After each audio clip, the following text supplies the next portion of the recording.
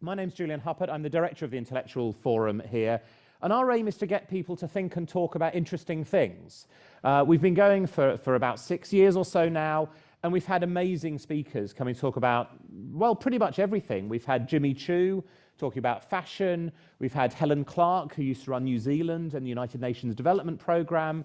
We've had Belinda Wilkes, who ran NASA's Deep Space Chandra X-ray Observatory. We've heard from our own fellow Jim Agioka about a new clean green way to dye clothes. We've heard about sustainable finance and a whole lot more. Please do have a look online if you want to see any of those past events. I'm sorry you can't ask questions there. They were often very interactive, but that was then. We continue to do these. We've had a theme running through about technology. We'll look at anything, but technology has had a thread. So relatively recently, we had Dex Hunter-Torek, Vice President at the Facebook Oversight Board, to talk about Facebook. And we continue to look at many of these issues. And tonight we have somebody I've actually known for about a decade, scarily now, when we were both sort of, young and whatever. Nick Pickles, to come and talk to us about Twitter, power and responsibility.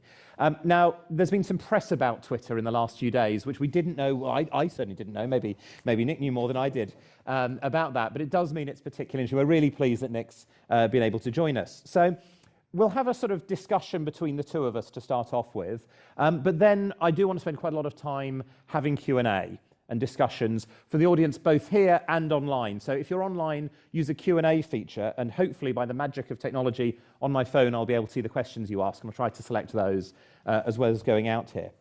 So Nick has a fascinating background. He's now Senior Director of Global Public Policy at Twitter, which is a very fancy title. But he's done lots of other things. So I got to know him particularly when he was Director of Big Brother Watch, a civil liberties campaigning organisation. We worked on trying to fight the Communications Data Bill, which became known as the Snoopers Charter, which was a fascinating experience. It included, on one occasion, him being described by an MP, Michael Ellis, who's now Paymaster General, former Attorney General, as, I think, a hardcore socialist. I can't remember the exact phrase. Whereas, in fact, he'd been a Conservative Party candidate, and I don't think the Conservative Party is normally described as socialist. But so 2010, Normanton, Pontefract and Castleford against Yvette Cooper. It was a good result for her and for you. I mean, you lost, yeah, indeed. So, but there are a number of things which push various people into different ways. People have all sorts of other hinterlands. We've had people here who are fishermen and all sorts of other things. Nick's real passion isn't any of this technology, malarkey, or civil liberties. He's actually an internationally published music photographer. And so among many other things, he won the Rock Archive Glastonbury 2011 photography competition for a wonderful photo of the Kaiser Chiefs. And you should have a look, you can use Twitter even to find his real love. He's also a guitarist, but forgot the guitar this time, or we get you to perform with the mic. So Nick, it's really lovely to have you with us for this, and thank you so much for coming over from Montana and into the warmth of Cambridge. But just before we get onto Twitter and technology, what is it that really drives you? What sort of, is there a theme that got you from when you were presumably sort of, at primary school? Is there a theme? I guess I remember getting my first computer, and we had a guy. My dad worked in construction, and we would have people working on projects who would stay in our spare room. And I remember him sort of having a floppy disk drive kind of green screen, like MS-DOS, and the game where many of you aren't. Many of you are too young to know this, but the game where you would have gorillas throwing fake bananas on a New York skyline. There's some nods. And he made that come out of nowhere. It was his box. Mm. I remember being really, really excited about that, and then kind of being sort of, I guess, described as a nerd at many times. And then I thought, the way to shake this off is run for Parliament, because that really kind of wins you the style points. And no, so I think just, I remember from a really early age, kind of, be it Napster, be it kind of the beginning of MP3s, being a music nerd and kind of finding really obscure bootlegs and gigs, meeting people online who loved the same music as I did because people I was at school with didn't, and kind of I think I didn't really design my career to end up working for a company that's had quite as much press as it had this week, but I think the attraction of kind of working on things that this transformative thing that is the internet. I guess if you look back, I studied law at university. I would have been really bad at that. And yeah, I think it's always just been this kind of the potential of the technology to kind of add value to life in a way that if you have a different music interest, if you're a photographer and you can share it, and some of the most insane things I have are like people who are in obscure My Chemical Romance forums, like arguing over which of my pictures is their favorite. That's wild. And it's amazing. And so, yeah, and then I think more recently, kind of, when I was at Big Brother Watch working with you, kind of really seeing the capacity for technology to shape society and shape our lives. And that kind of becoming something, whether it was privacy and surveillance legislation, whether it's free speech, whether it's stuff that isn't connected to Twitter, like health data or driverless cars, but just that we are all now connected and carry these things with us and laptops and whatever. And that still really excites me, even though there are occasionally days where I don't sleep very well. But but yeah, I'm still really excited by technology and the internet, and Twitter's a sort of an incredible part of that, and it's a privilege to be there. So I mean, I think there is a lot there that technology is changing, and these things are going to happen, and so it's important to work out how to do them best. You of course know the wonderful phrase, "With great power comes great responsibility." Does Twitter live up to its founding visions? Do you think it's been overall a force for good so far? Yeah, I think the law school answer is it's much more complicated than that, and I will probably say that many times this evening, and I do mean because it's really, really complicated, and there are no easy answers to most of the things that come across my desk. And like, I work on some of the worst bits of the internet. I'm on the board of the industry body that combats terrorism. I'm on the board of an industry body that fights child exploitation. That's just the most horrific kind of stuff. At the same time, I have the privilege to be in meetings where people are talking about how the only way their church can organize in a country that doesn't have internet connectivity is through anonymous Twitter accounts. Meeting those people is like the best thing. And I think the exciting thing about Twitter is people might talk about the company, but the service, and I do believe it's a service to so many people, it enables something that's different. And I think there's something particularly unique about public conversation. Like, you can have closed parts of the internet that lots of people can't access, or they might be in a country where you can't access the open internet.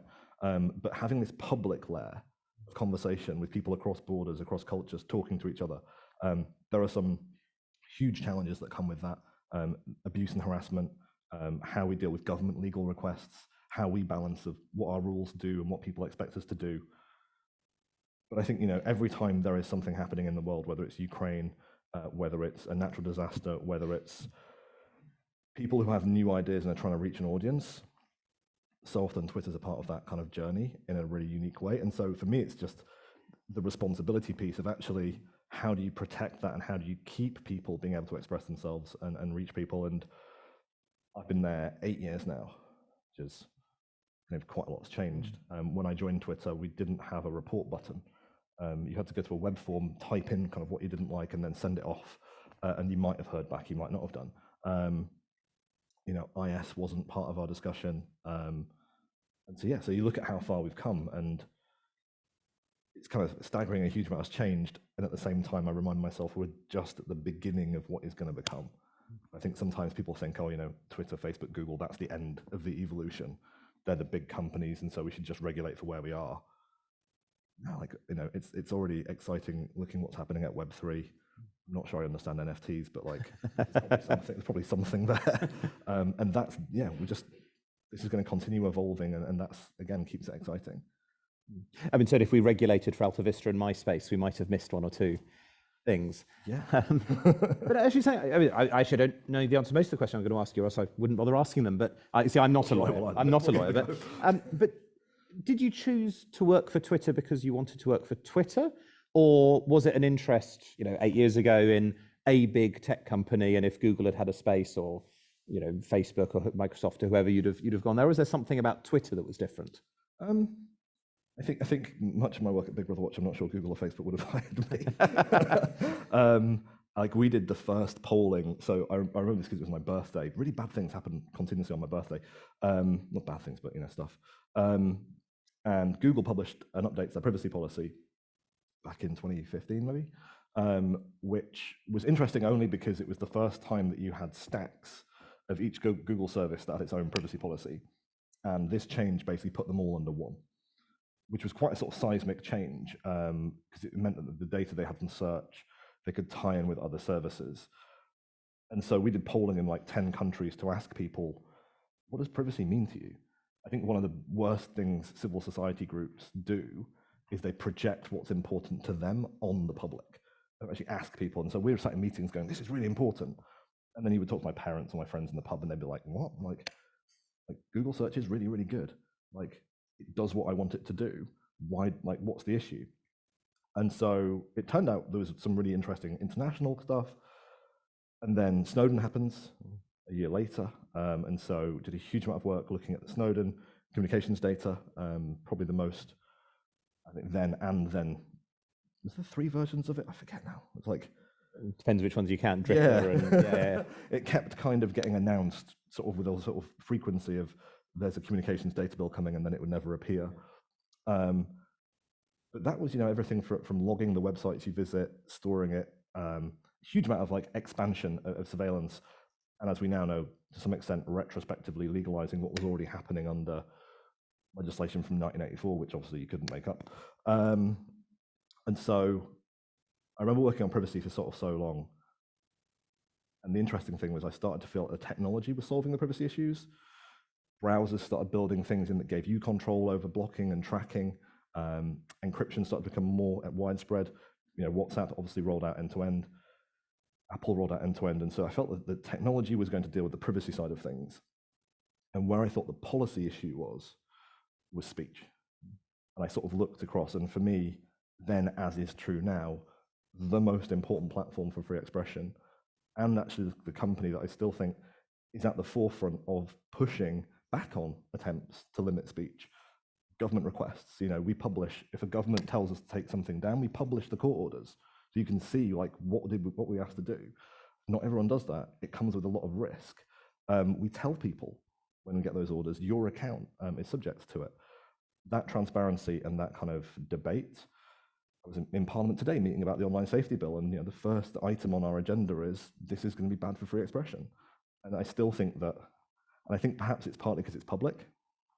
And so I don't think I sort of set out as like, in 2005, I want to work for Twitter, but I'd used it for years. I still use it now.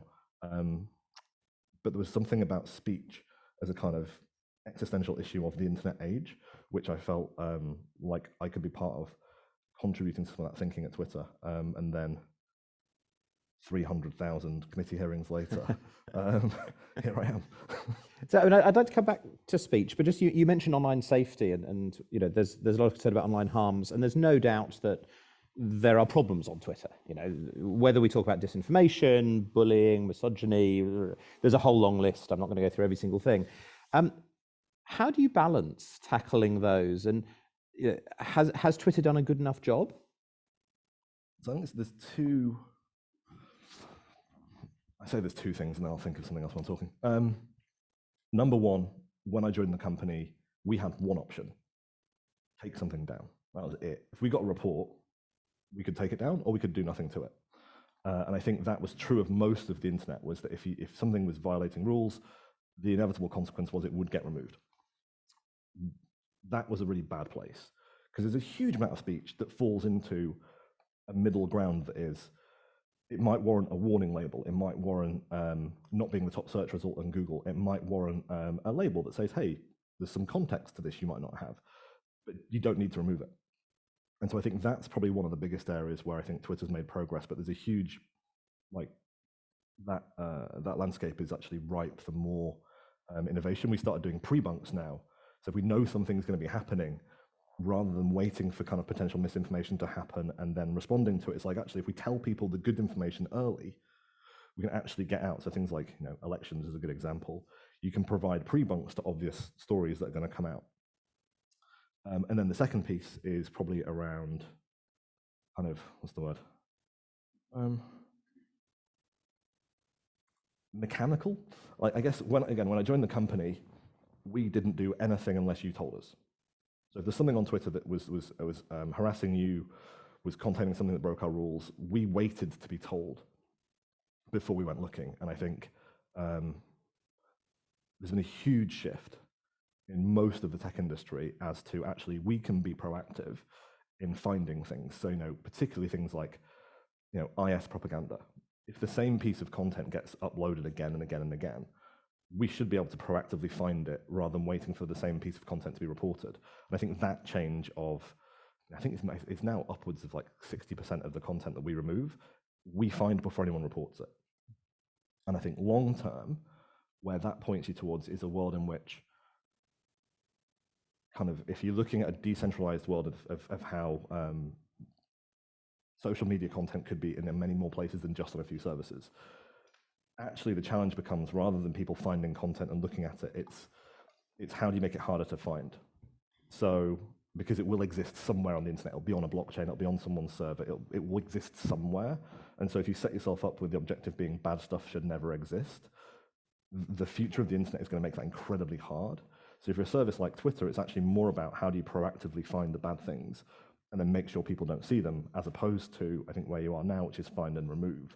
And that's going to be a transition. But yeah, I mean, when I joined, like, the tech industry writ large would be super nervous about being proactive to find things because they were worried about, legal implications. That mindset has gone out the window, and I think that was a really good thing for the industry. It was so many interesting things that I think we may come back to in some of the questions. But can I ask you about, to some extent, Twitter, and to some extent, the tech sector as a whole, and about trust? So Honora Neal, as you may know, has talked a lot about trustworthiness as opposed to just trust. Should we trust you, Twitter, the sector, interpret it however you like, and why? My parents are probably watching and saying, absolutely not. No, actually, I think probably one of the biggest kind of crises facing the danger of centralization of big services is that the less people understand about what happens, the less they trust. And if they don't trust the service, then they won't express themselves, or they approach it with a view that every other account on it isn't real and isn't who they say they are, and it's an influence thing, and it's a foreign government or a troll, and if you lose the trust in the conversation, then the integrity of kind of our human engagement actually starts to weaken. And so I think there's a whole bunch of areas, whether it's, if we take content down, we should tell you why we do it. That sort of thing 2 or 3 years ago wasn't the norm. You'd get a very opaque message saying it violates the rules, full stop. Didn't tell you which rule, didn't tell you which piece of content. So changes to that. Transparency, and I think one of the things that's been talked about, whether it's Frances Haugen, whether it's this week, whether it's what Francis Fukuyama calls kind of the middleware of the internet, is transparency about how the technology is kind of working and shaping your experience. I think people come to services, and in 2018 we built a little button that meant you could turn off the algorithm on the home timeline. I say the algorithm, there's many. And if there's any computer scientists in the room, yes, reverse chronological is also sort of an algorithm. Because people do tweet me about that. But giving people the ability to say, okay, this is the Twitter experience that you're showing me stuff in an order, but I want to be able to turn that off, is a really important way of building trust, because it's not us telling you how it works. You can compare. You can have a look at the two experiences. We hope the one where we're recommending content is useful. If you don't think it is, you can turn it off. And I think that kind of giving people more choice and control over their experience, I guess there's always a kind of graph somewhere. The last decade of the internet was probably a lot of centralization. It was centralizing of services, decision-making, control was centralized in companies, in services. The next decade, I think the really exciting thing is it becomes a decade where actually control and sort of that choice that underpins a lot of that actually is pushing out to people who use services. And if you want to have an experience on Twitter that is, one kind of experience and you see certain types of content, cool. If you want a very different type of experience where you only see tweets from people who you follow, you can control who replies, that's a very different experience, but it shouldn't be our decision, it should be yours. And so I think that, to me, is kind of the cusp of the next. If you're a really big centralized service, that's really hard to do. So I think that's why kind of some of the work we're doing around open standards and figuring out how you can bring third-party tools that other people have built into Twitter, rather than you coming to Twitter and just getting what we build. That's like a next kind of frontier in the evolution of the internet. It's not sort of strictly Web3, but it's an integration of people that I think is going to be transformative. But it's also going to mean there's a huge amount of people will be concerned that people get such a different experience that you start having things like echo chambers being an issue. Although again, footnote on that one, really good Knight Foundation report called The Echo Chamber about echo chambers, which does highlight that most people on the internet actually have more exposure to content than they would have done, and that the echo chamber fear is probably overstated.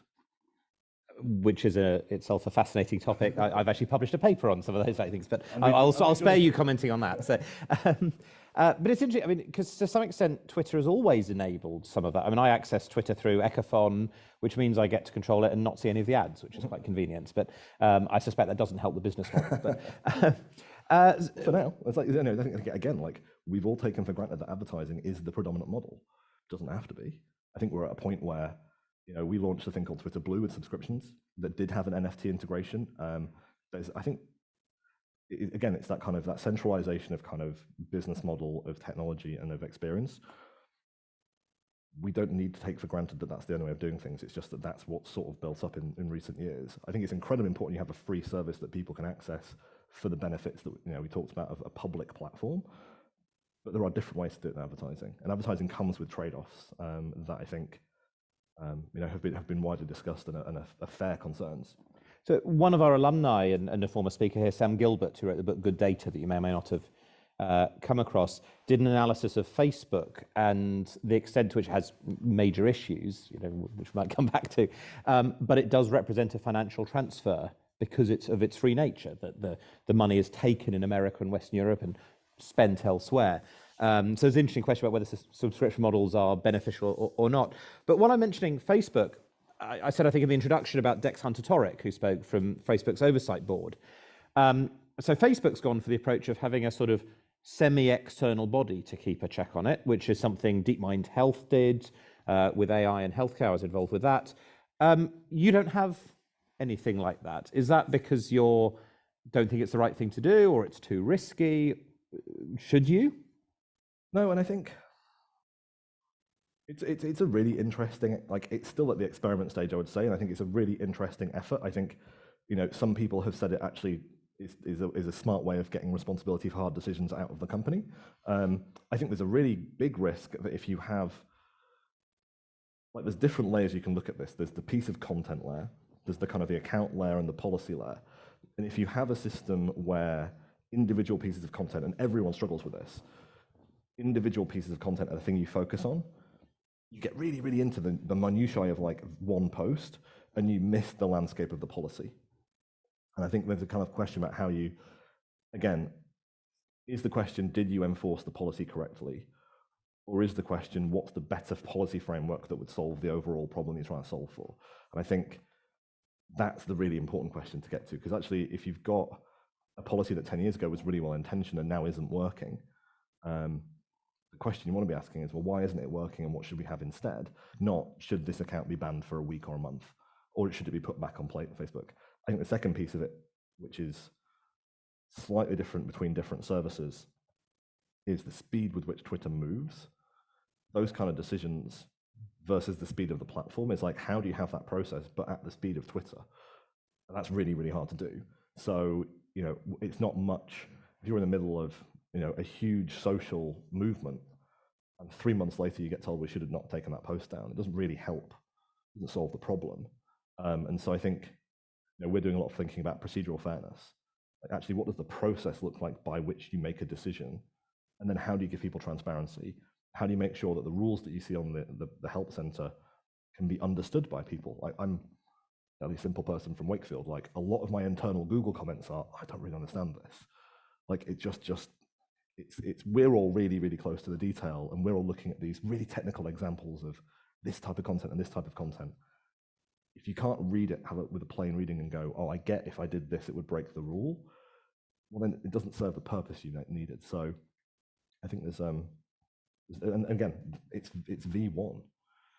There's going to be all kinds of things. Reddit lets the users do it, to some extent. A huge amount of responsibility goes to people, but it's not held by the service. It's held by people who are, moderators and things.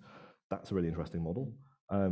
We're launching something called communities, where you'll have more control yourself rather than just Twitter doing it. But it comes back to trust.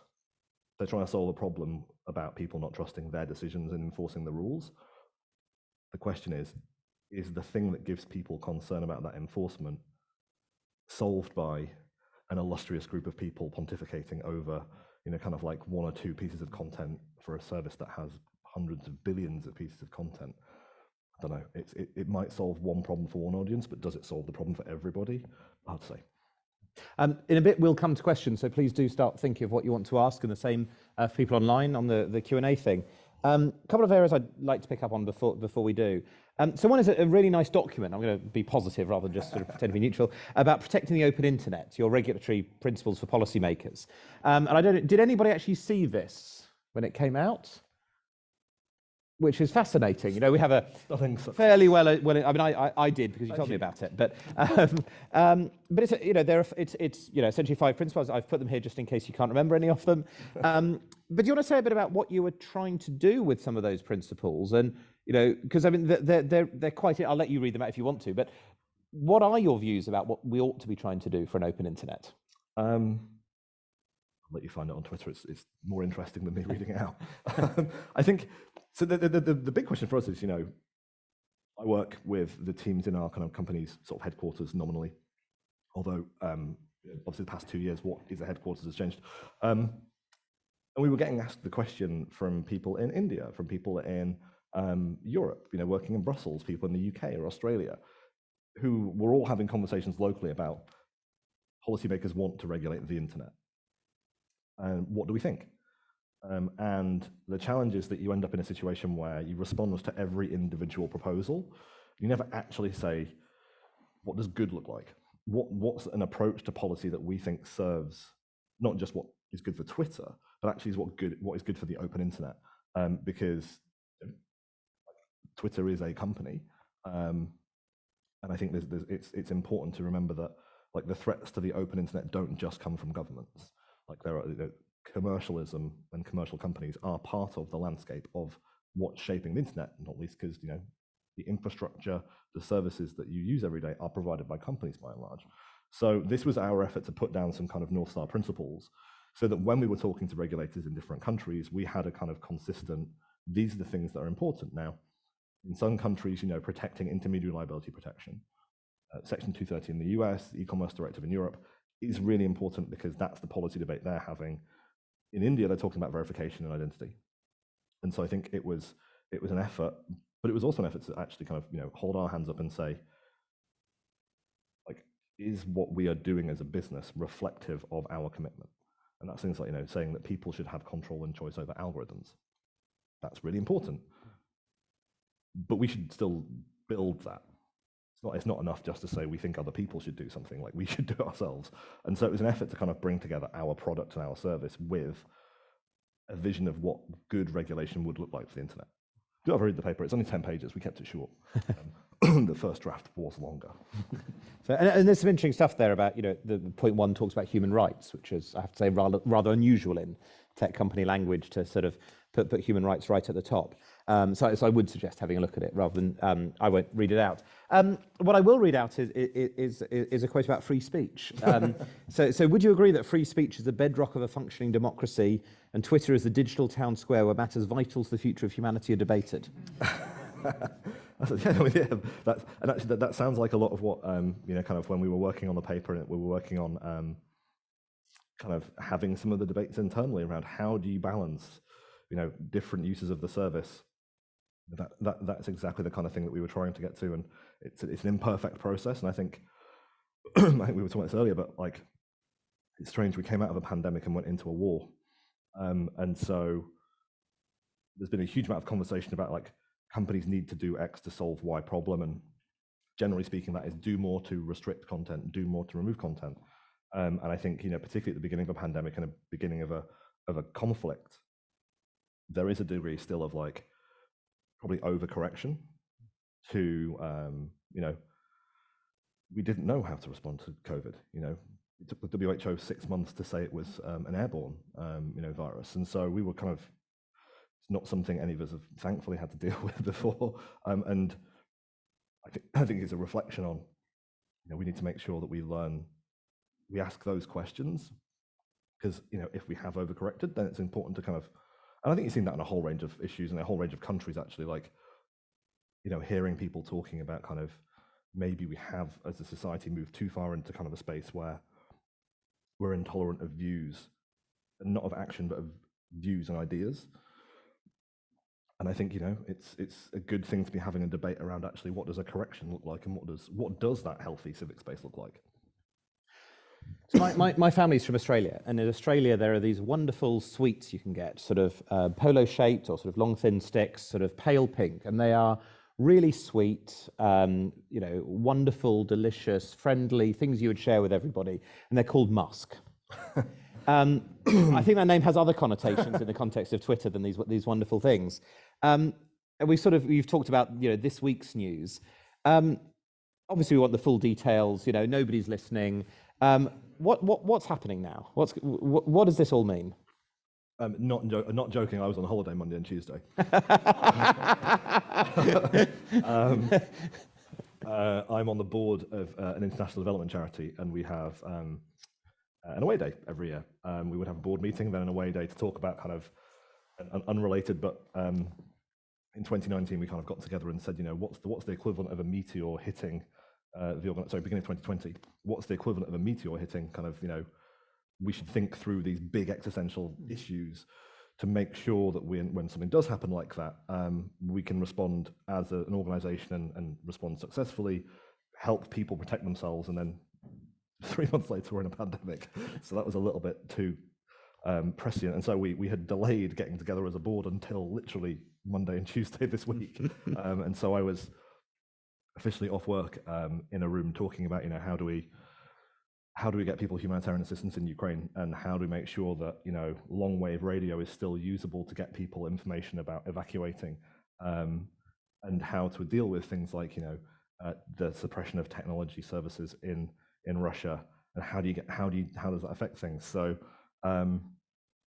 yeah, I mean, I guess it's a reminder as to it's pretty remarkable to work somewhere where, actually, let me rephrase that. I remember when I was working at Big Brother Watch, and I went home, and there was a story in the Snowden releases about GCHQ capturing Yahoo webcams. Remember that one? Turns out Yahoo web chat was quite a lot of, I think, what is diplomatically described as not safe for work content. And my sister had sent my grandma a copy of that day's Metro, because it was a picture of me, because I'd put a story out about it was a bit weird that GCHQ were collecting this kind of thing. And my gran didn't understand why I was like in porn on the internet. And so basically since then, it was weird, because I got on the tube on Monday and Tuesday, and every front page was a picture of the bird, a picture of, you know, kind of Elon. And I don't know, it's weird to process. I think the remarkable thing is, it's like you look at the conversation about the service and you realize it's like, wherever you are in the world, there is an incredible space to have a conversation, and it is a public space. And that even people who don't use it every day, they might see a tweet on TV, they might see a tweet in a newspaper, they hear something, they see a tweet, screenshot on Instagram or whatever, and it's like, the power of that service is, you know, sort of, it's not just, it is a publicly traded stock, but it's more than that. And I think what this week reminded me of is it's an incredible privilege to work at a service that has that bigger impact on the world. And yeah, it's weird being on the inside of it, but at the same time, it's like, if, you know, I've been at Twitter, you know, through layoffs before. I've been at Twitter when we were going to get sold to Disney. I think Rupert Murdoch was going to buy us at one point. I was at Twitter during some, you know, sort of the Christchurch attack, and, you know, kind of just horrific things happening. And I was also, you know, watching the service be used to connect people for life-saving medical treatment, or find long-lost things, or the guy who lost his passport on the tube and could go to his wedding because someone found it on Twitter and sort of handed it in. And that's what it comes down to. It's the service. And so there's nothing quite like it. And I know this, I'm realizing that I sound like someone who's drunk far too much Kool-Aid, which it's normally just Yorkshire tea. But yeah, so I'm also obviously still processing kind of what's happened. And so I'm just grateful to work at a company that's this relevant, I guess. Is it a good idea for the digital town square where matters vital to the future of humanity are debated to be owned by one person? I think we're as a publicly traded company, it's there's always that question of, Jack would speak, sorry, when you work in tech, everyone just goes by their first names. So if you don't know, if I say Jack or Mark or whoever, I don't know who it is, just wave. Jack Dorsey, our former CEO, actually talked about the pressures of being a public company and what that means. You make decisions in a business around your quarterly earnings, around advertising, around there's certain things that being a publicly traded company comes with.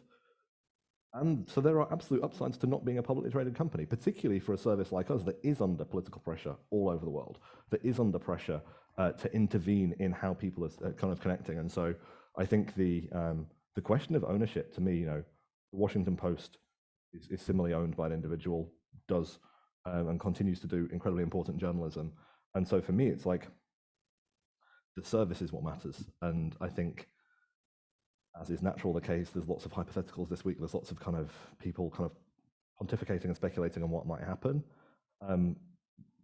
My focus on the service. That's what's really important. And I think everything else kind of, particularly for people who need the service in those parts of the world where they don't have another way of communicating with the world, it's the service that matters to them, and it's the service that matters to me. So the final question for me before we go to questions from you, so if our microphone team can get ready, and I'll be ready here. The quote that I read out earlier about free speech was from Elon, as we should apparently be calling him. He also talks about authenticating all humans. How does one authenticate all humans? And should we trust any organization with data on all humans? So I'm trying to remember if you might have been spared this one. So when I was still at Big Brother Watch, I was on a Cabinet Office working group around digital identity assurance. If anyone ever asks you to join one of those things, don't. Many hours and many piles of documents later, finessing words and things, the whole thing I think collapsed and didn't happen. But what was really interesting about that was it was an attempt to build an identity system that wasn't an ID card database. So it's could you go to a government service and say, I am over 18, under 18, and have that validated and verified without needing to hand over a passport? Because that's really interesting, because it means that you as an individual can be in control of your data. There's not a national database, but also it's a shift of, often bureaucracies say, give us your ID and we'll look at your age.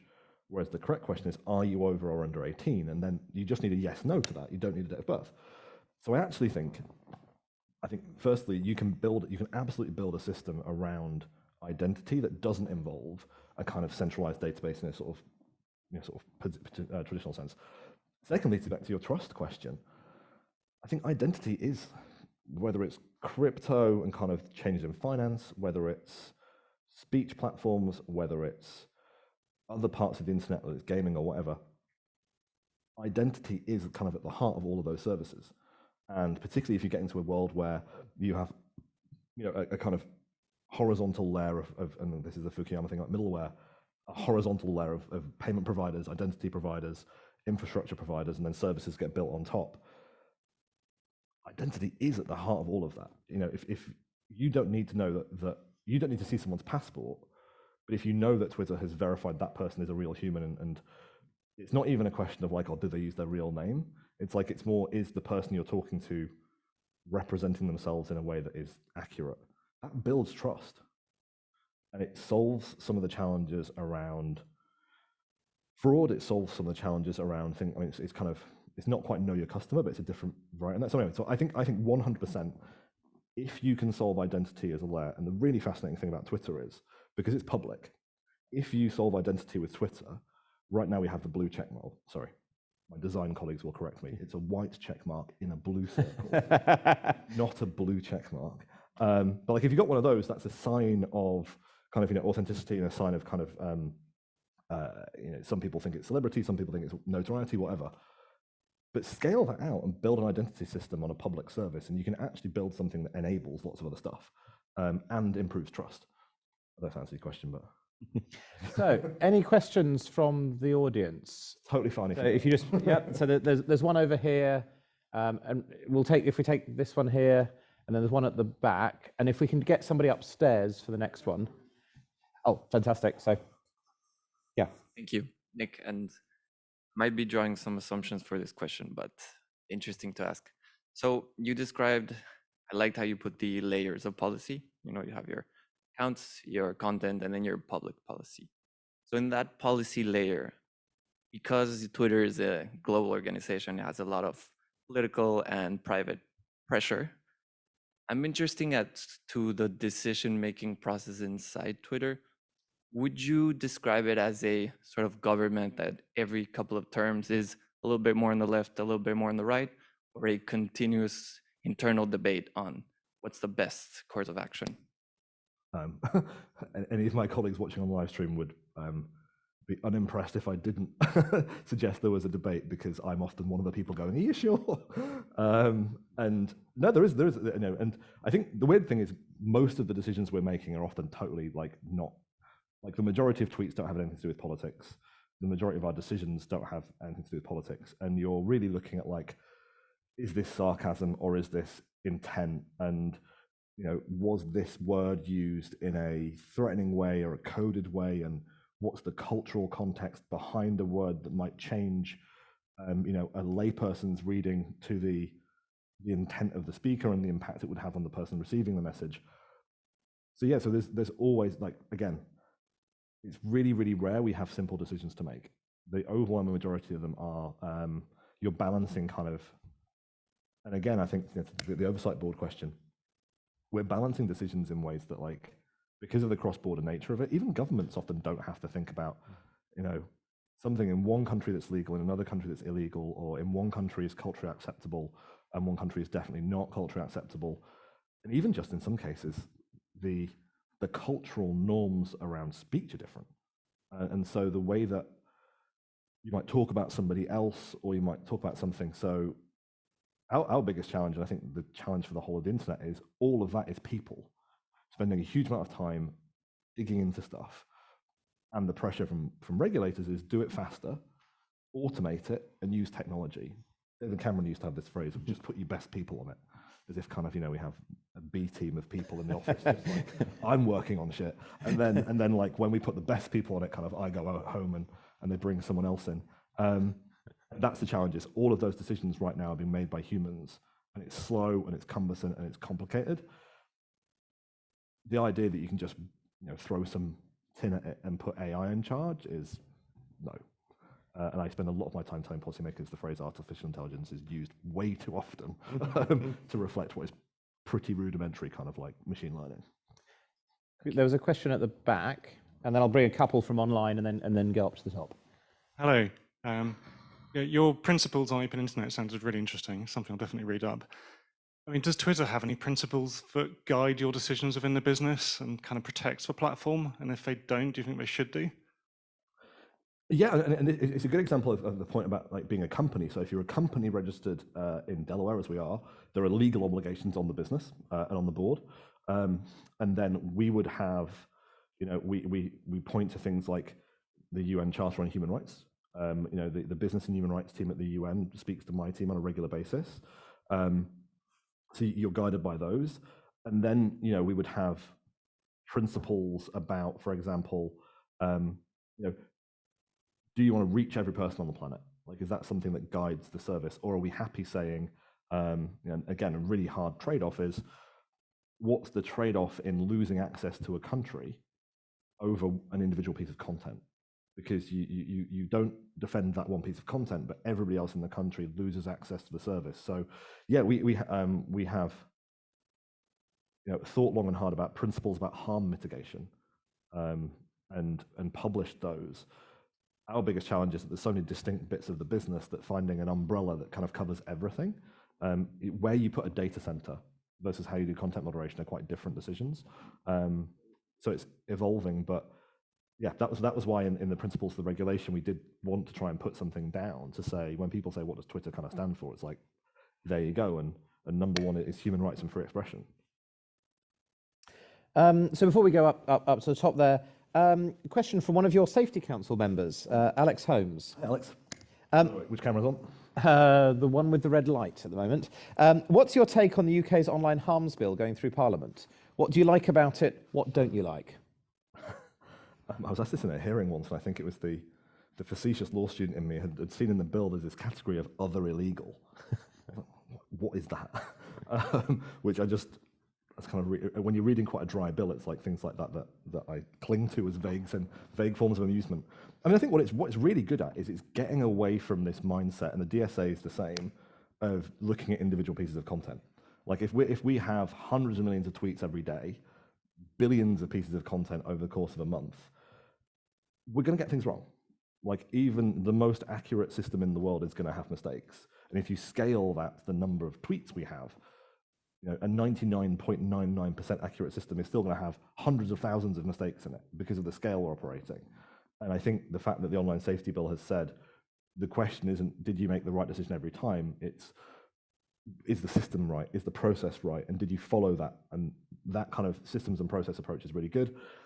I think the challenge for the Online Safety Bill is there's still a bunch of stuff in it which, for us to apply it, we need to understand it. And these concepts of things like content of democratic importance, journalistic content. And it's not because we don't think that content's really important. We absolutely do. It's more that, like, I can absolutely tell you, like, every bad actor will try and use those defenses to protect themselves.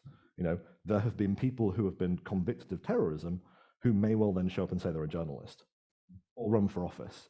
And that's happened. In those circumstances, you need the law to be clear about what we should do. And I think right now you've got a very broad provision. And my worry is, particularly for Ofcom, who are the sort of nominated regulator, is for something like the journalistic provisions, they're going to have to define who is a journalist. And that's, like, in my view, really bad for a free press. And so I think there's things like that. And then I think the legal but harmful section is something where that. And then I think the one underlying piece to my earlier comment, and this is true of every legislation around the world, it's really, really dangerous if you look at the biggest companies today and draft legislation looking at them. Because what you'll probably do is design something that means that they're the companies that can comply with it, and the companies that you're not talking about can't. So you actually end up with a kind of a counterintuitive influence on competition, which is really negative. I think particularly when you look at, it's flattering when people talk about Twitter and Facebook in the same space, and that speaks to the impact of the service. Facebook have got more than 10 times the number of employees that we do. And so their ability to comply with regulation is significantly greater than pretty much anybody else. And so if you set the bar at where Facebook is, we're actually saying to everybody smaller than Facebook, sort of, sorry. I think that is a really, really big challenge that I think regulators around the world have got to get right. Another question, there's a good set coming in here from Teddy Mack. So you mentioned Web3. Do you think that Web3, decentralizing the internet, is a solution to all our privacy concerns, as some claim, or just a dream dressed in fancy technobabble? It's a more polite way than some people put it. I mean, there's definitely, I think, Ian Brown, who has done a huge amount of really great work at the Oxford Internet Institute abroad, kind of rightly points out that things like blockchain are actually really problematic for privacy. Because if something's on a blockchain and it's permanent and you can't control it, well, what happens when someone doxes you or puts your home address up? So that kind of that pressure is a huge problem. So no, I think as with every new technology, there is going to be the utopian view that it'll solve all the problems. There's the dystopian view, it's going to create all these problems, and the truth will be somewhere in the middle, and we're going to have to figure it out. And I think the private information privacy piece is going to be one of the big challenges, because that's a huge part of how you form societal norms. If you don't have any privacy, it really changes how you speak.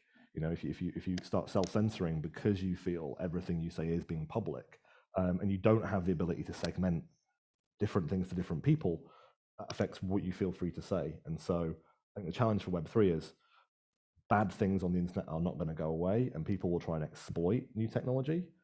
And I think what Web2 has taught us is that you can spend 10 years denying, or 5 years denying it's a problem and anything to do with you, and then realize actually you have a significant role to play and have to catch up. Question at the top. And it'd be lovely if there's one over here that, yeah? Really wants a range of pictures, that's all. One over there. What is your thinking on children accounts? Not necessarily on Twitter, but generally in terms of legal framework and just theoretically for new social networks. If I'm not mistaken, I actually did not check Twitter, but I believe Facebook doesn't let under 13s in the United States. And here in the UK, under 16, age of consent. And in Germany, I think 21. Mm-hmm. 21 is kind of late to use Facebook, I guess, actually. But in terms of sort of the framework itself, ignoring technical difficulties and building the actual system, and like, what do we do if like someone doesn't know how to type? So what is the thinking around that? It sounds like it's a bit unfair to children that we don't officially let them online. It sounds like books were not allowed for, I guess, girls in Victorian times. Should we let Nick answer the question? It's totally right. And I think you look at the political debate about like YouTube kids, Instagram kids. It's like, on the one hand, you're absolutely right. Children are going to use technology services. So do you want them to have somewhere that's made for them with decisions that are made for content that are appropriate? The age of consent thing is generally privacy law. In the US, it's COPPA. In the EU, it's GDPR now, and whatever the UK's kind of read across is. That's about processing personal data. It's not about accessing the internet as writ large. And so I think number one, figuring out like, is privacy policy the right policy framework to use to set those ages? Should we have something else? Secondly, do we want children-friendly services that exist, and what does that look like? Roblox have done some really interesting stuff, and some of the kind of the gaming kind of platforms to be really kid-friendly. And then thirdly, how do you verify it? And I think one of the biggest challenges is, even without taking into account kind of like countries where they don't have ID systems, which is a lot of people, how you verify the age of a child is really, really hard. And there's a lot of vendors who will tell you they've got something they can sell you to do it. But actually, outside of using a credit card to pay for something, there's not many people who've ever scaled it effectively. And so, and again, it then gets in the situation of, do you want tech companies asking for passports? And does a 12-year-old have a passport, or a 14-year-old have a passport? That's quite expensive. So yeah, I think we've not had a proper debate about what a children's internet looks like. Baroness Kidron's done some amazing work on 5 rights, but that's sort of taking the existing internet and retrofitting it for kids, rather than saying what does it look like if a child gets a phone at 8? What does a good experience look like, and what do child-friendly services look like? Question from online from Teodora Pavkovic. You mentioned cultural differences. Different words mean different things, have different levels of appropriateness across cultures. And her offline example is the Charlie Hebdo publication, which published images which were considered to be entirely unacceptable to some people in some parts of the world. So should Twitter be trying to look different in different countries? Who makes those decisions? How do you think about those rather difficult areas? Yes, I mean, context is often the most important thing. Did you send something to a person, or did a first person search out something and find it? Are two very different contexts for the same piece of content. And so we take that into account around a whole range of policies, actually. Abuse, for example, where we'll look at, did someone say something, or did they send it to you personally and mention you and use your name? So that's a secondary thing. But it's a really good point around how, doing my job, I'm acutely aware that we are never going to please everyone all of the time. And actually, if you try and do that, it's going to be a disaster. You have to accept that there's going to be certain things that people see on the internet they don't like. So the question is, how do you give them the tools, the choices, the controls to let them make those decisions themselves? And I think that's where, again, this kind of the next evolution of social is much more about giving people choice and control and less about companies making central decisions. Can I just ask on that? Because, for example, we see lots of discussions about LGBTQ content, and there are certainly places where state governments or other, school leaders try to say, no, none of our people should be allowed to see this. Should it be the individuals who get to decide what they see, or somebody deciding on their behalf? How do you think about the balance there between enabling people to see things that others dislike versus allowing control of them? Well, but I mean, part of that's also a legal framework question of the governments in the countries where we operate. There are countries around the world we do not have staff because it would not be safe to have them there. And there are certainly, one of the things we call out in the paper is a trend of what's become known as hostage laws, where governments are requiring us to put people in country so they can turn up on their doorsteps and say, hey, we don't like this. And you can literally use an employee as leverage to have you try and make a decision. So I think there's the national laws, and where national laws are passed, there's the democratic model. But also, actually, for us, if we get a legal request from a country, that's why we also publish it, because even democratic countries are not immune to overreach.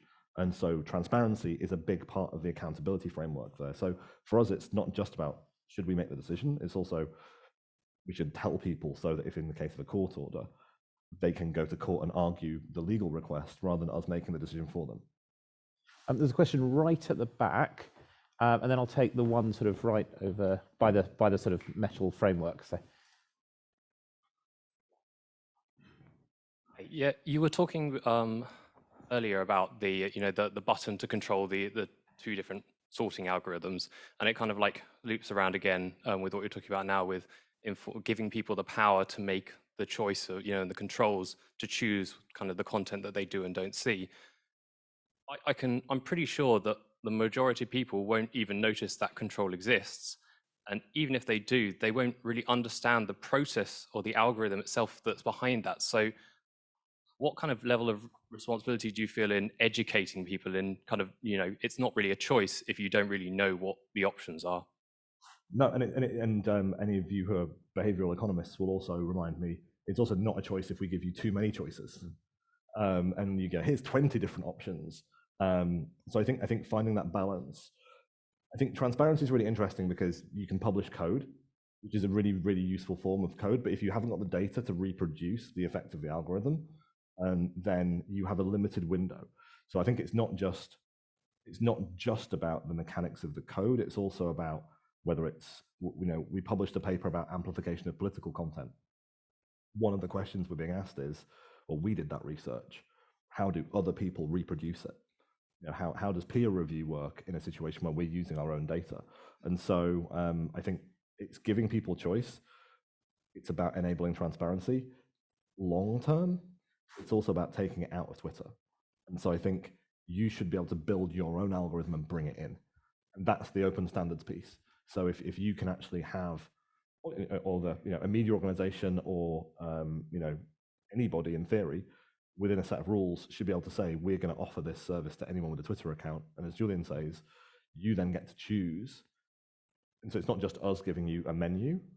I think that's the key thing for me, is it's like you don't want our service being the only place where you're given choice. You should also be able to open up that technology so that other people can give you a choice of how you see things on Twitter. And that's the kind of, if you unlock that, then you unlock kind of the entire internet's worth of choice, not just the choices we give you. So there's a question, yep. Hi, thank you for being here today, Nick. I have two quick questions about Twitter's role in social change and politics. Just going back, you talk about Twitter as a service, and the examples you give is they're more like Twitter being this medium where people have used the service, for all these great things. I would like to talk about Twitter when they become intentional in this provision of a service, specifically has a service that promotes social change. So Twitter has this cool new feature where you create hashtags and they have pictures, and this creates more reach. And it was very instrumental in my country, Nigeria, with the End SARS movement. And I would like to know, how do you make those decisions to which hashtags you make and how to lend your voice to them. Is it backed by some data? Is it subjective in your board meetings, based on the sentiments in the room or, or the reach in that region? Very closely related is the second question. I would like to know more information about the negotiation processes that Twitter has with governments. So again, my country, we had a Twitter ban of like 7 months, and there were brutal negotiations that I would imagine, that went on behind the scenes. This was obviously sparked by deleting the tweet of one of our president. I would like to know what happens in the decision-making rooms in the negotiations. What can Twitter compromise on, and what can they absolutely not compromise on to get back online in countries such as mine? Thanks. Really great question, and obviously not the only country that has blocked us and then come to us and said, kind of, we want to talk about what it would involve. Our old CEO had a conversation on Twitter with Iranian leaders about, kind of, wouldn't it be great if people in Iran could read the conversation they were having? There are certain things when you run a service like ours, user data, access to who runs this account, access to private messages, where we want to have the highest standards in terms of when we provide that data, not enabling something that may lead an individual to come to harm, particularly in the case of whistleblowers. And people who are anonymously sharing information with the world. People do want to identify them, and it's our job to protect their privacy. There's decisions about content. As I say, there's also decisions about, honestly, and not just Nigeria, but we have negotiations with countless governments every day about everything from whether it's investment decisions, tax decisions, the people in the country, what jobs they do. Kind of, are they working on the country? Are they working on regional, global?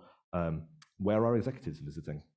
Kind of like, will we have someone senior coming to talk to our leaders? Can our leaders come to California and have a meeting with you? We'll negotiate about anything under the sun. Is often on and every government is different. I wasn't in the Nigerian negotiations. I think that the challenge in those situations is, as well as having a legal negotiation, you're having a political negotiation. And so sometimes there'll be a situation where, I've been in meetings in California where I've had one meeting where I was reading an article in Wired about what had happened in the meeting before I had sent the email to my colleagues to say what had happened in the meeting, which is kind of weird because I was like, actually, just read this. So we're always, we're always at the mercy of press coverage, political coverage. I've been in rooms when politicians have kind of pointed at, kind of people from our company and said good things and bad things. I guess if you're interested in that, a career in public policy is a remarkable way to be part of those conversations. And I guess the reason I'm still doing it, sort of 8 years in, is because every meeting is different, and some governments would call it negotiation, some governments would call it arguing, depending which ones have had meetings with me. And so, and then on the first one, the emojis, it's a good example of how, we'll respond to the platform. But we're responding to the platform with an eye towards kind of, giving that picture doesn't change the way that the algorithm treats it. Trending topics, any of you who look at trends, they're personalized. So what you see as trending is different to what someone else sees as trending. I could say that every day until the end of my career at Twitter, and I would still be in meetings where someone's like, this trended because Twitter made it trend, and it's like it trended for you. And so if you're building a tech company, trending topics is probably one to think to do differently. But yeah, it's something we respond to the service. Sorry, I haven't done this for like 2 years, and I'm probably talking nonsense. I've kind of forgotten how to do. When you're in Congress and they're just shouting at you, focuses the mind a bit more. So thank you for being polite. So we've only got time for a few more things. We're not going to be able to take all of the questions either in person or online, but I'll try to fit in a couple more. Just you were talking about being 280 character answers. Shouted at in Congress. You mentioned different firm but polite questions. Yeah. Parliament's worse, actually. What's worse? So I don't want to make you comment on anyone, Nadine Dorries or anyone else in particular, but do politicians get it well enough? How often do you find, whether in Parliament, Congress, Nigeria, anywhere else, that the people who are supposed to be leading understand the actual questions as opposed to the presentation and the headlines?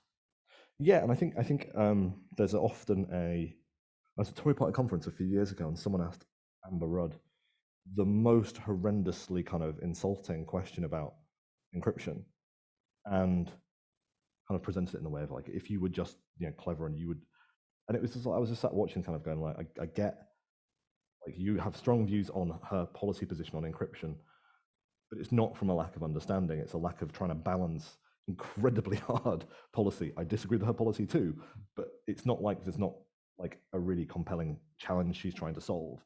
And so I think politicians actually, I think nuancing political debate on a range of issues is now just increasingly difficult in a number of countries. And so having a really hard conversation about what are the, and again, not specific to any one country, there is definitely an incentive in some countries to get us to make hard decisions because it means governments don't have to. And so if you want to really, in social issues or whatever, if you really want to have like, if you don't want responsibility for the kind of question, then you push it to a tech company and say, you decide. That was actually one of the big criticisms of NetzDG in Germany by Human Rights Watch, was it privatized sort of quasi-judicial decisions. But I think I did a private staff briefing a few months ago. The best, most informed questions I've had for years. So I think, I think the challenge is how do we have the space to have those hard conversations? And I actually think what's increasingly challenging is committee rooms, press conferences are not the best place to have all of those conversations. And so how, to the previous question, how do you have those policy negotiations about hard stuff without it looking like governments and tech companies in a private room? And so that's where you bring civil society in. You look at multi-stakeholder processes. The Christchurch Call, a remarkable exercise.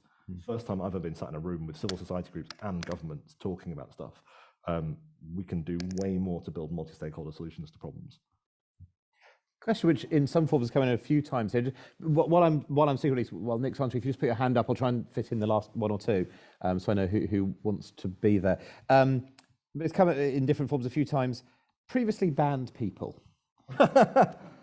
Should we welcome Donald and Katie back? Katie. Hopkins, for anyone who's right. And Trump, just in case. They're not tech. You use the surname. If they're tech, it's first name. It's fine. Look, I think. I mean, I saw some of those lists flying around, and some of them are from like before I joined. Like so there's policies now where you would maybe get a label for something that 8, 10, 12 years ago you would get suspended for. So I think there is actually a really big question writ large about if you lose access to a social, like, I mean, I've, over the years, I've seen things like people getting in an argument, like we used to have this thing called match of the day kind of problem.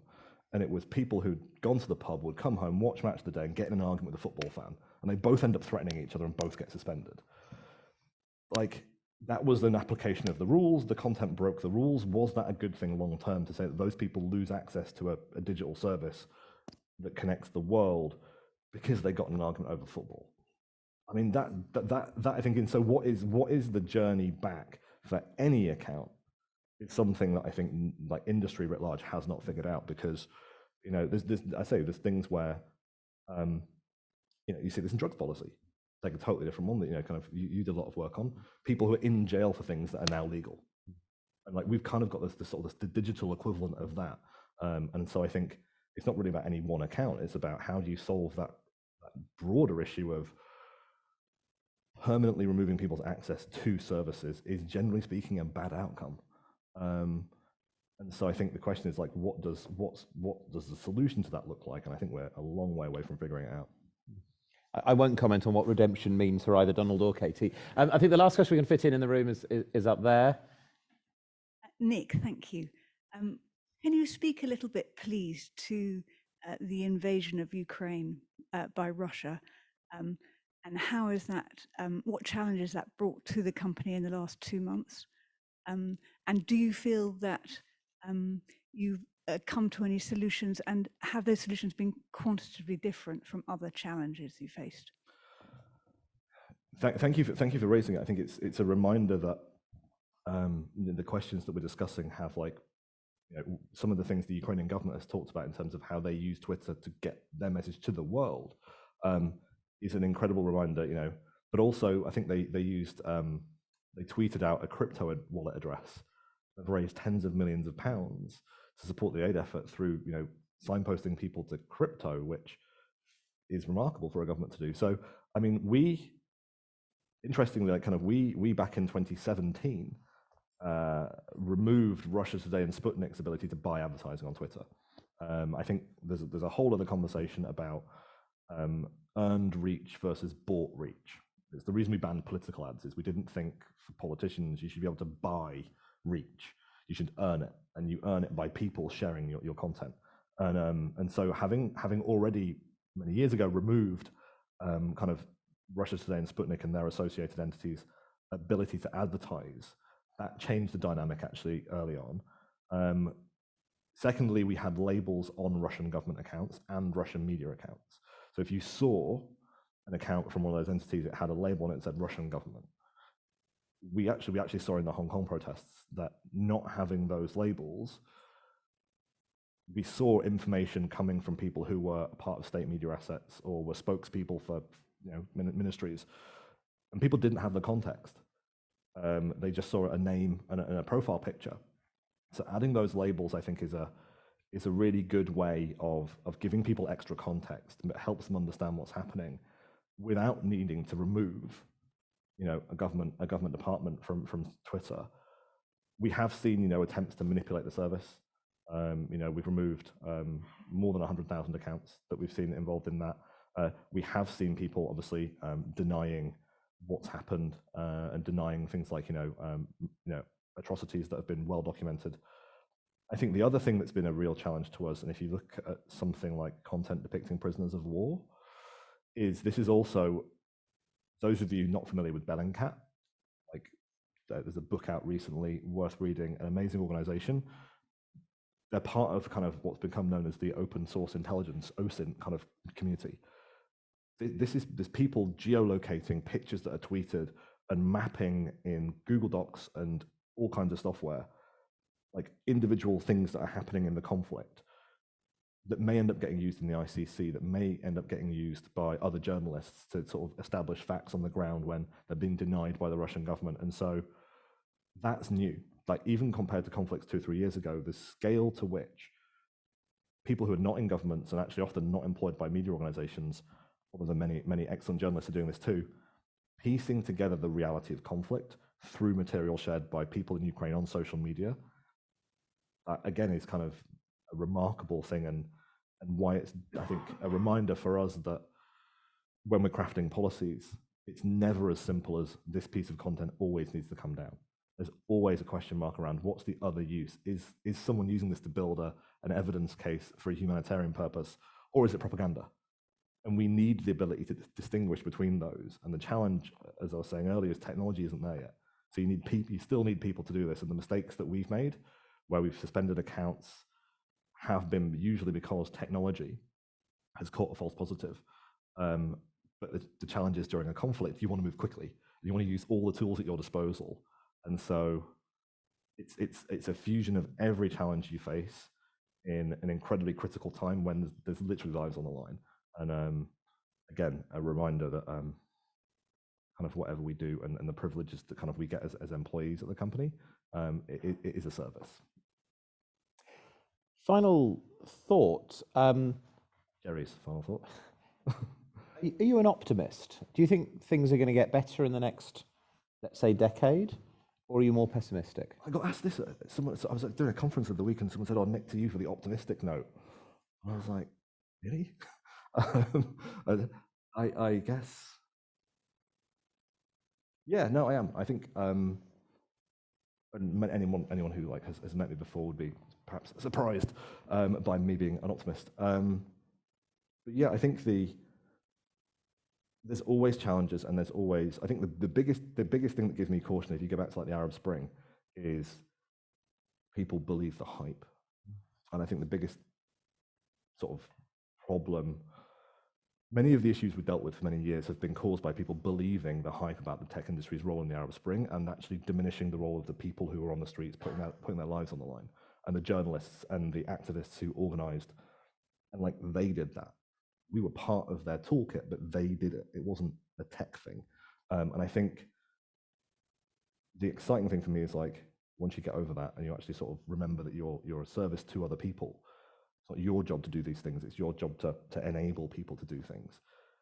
People do awesome things. There's always going to be like people who do like, there's always people who do unspeakably bad things. That's always been true, and it always like kind of will forever be true. And now we should hold them to account. But I think like in my 8 years, which I mean in tech terms feels like a lot longer. I didn't have a beard or grey hair when I started. Is the awesome power of human creativity to find amazing uses for technology. And it sounds simple. It's a service that allows people to talk in public. Like that's kind of what Twitter is. In the old days, it was 140 characters and a link. I think the link didn't count to 140 characters. Someone will probably tweet me and correct me. But yeah, that's like at the core of it is people talking in public. And it turns out that enabling that unlocks people to do wonderful things. And I think one of the hardest things actually about doing my job is I spend so much more time talking to governments, to media, to civil society about the bad stuff that we forget all this amazing stuff that's happening at the same time. And yeah, long may it continue. Well, Nick, thank you very much for joining us and for talking about such a wide range of things. It's been a great pleasure to have you. So please do join me in a round of applause.